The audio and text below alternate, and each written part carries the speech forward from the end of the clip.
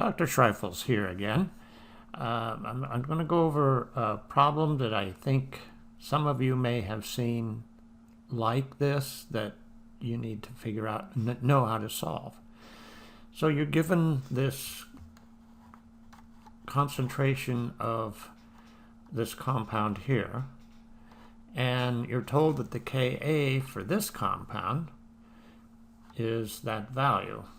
So you might be thinking, okay, this is a weak acid. I'm going to solve this like a weak acid because there's my Ka.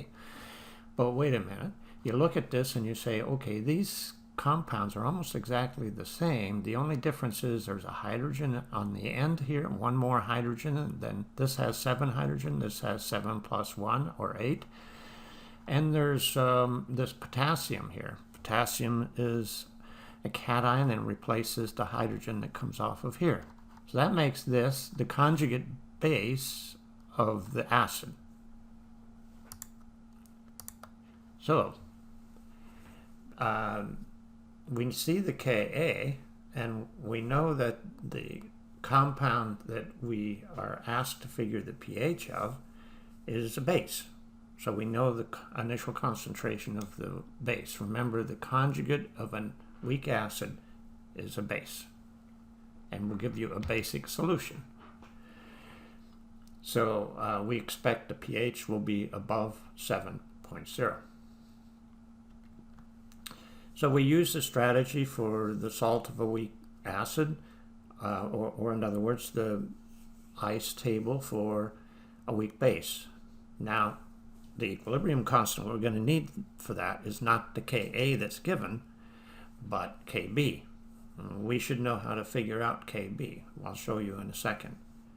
And then we have to set up our reaction and ICE table like we would normally do. So here is the Kb. We figure that out by taking Kw over Ka. The Kw, of course, is 1 times 10 to the minus 14. And we divide that by 3 times 10 to the minus 4, which is the Ka. So that gives us Kb of 3.33 times 10 to the minus 11. Okay, so here's our ICE table. So you notice I don't have the potassium in there because it's a spectator ion, and we only want to deal with things that are involved directly in the reaction.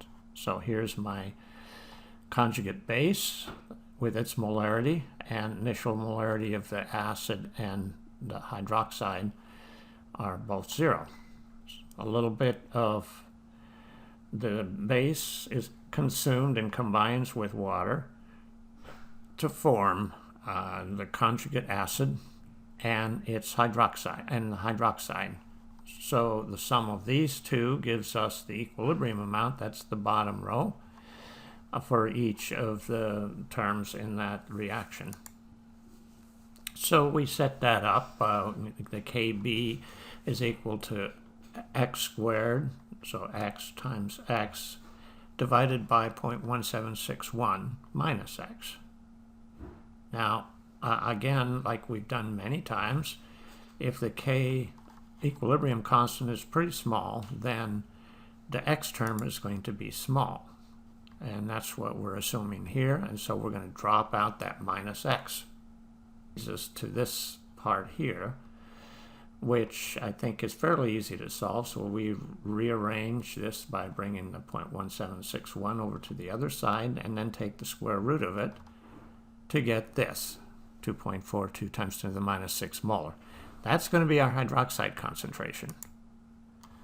So we take the negative log of that to figure out the pOH. So negative log of 2.42 times 10 to the minus 6 will give us 5.61.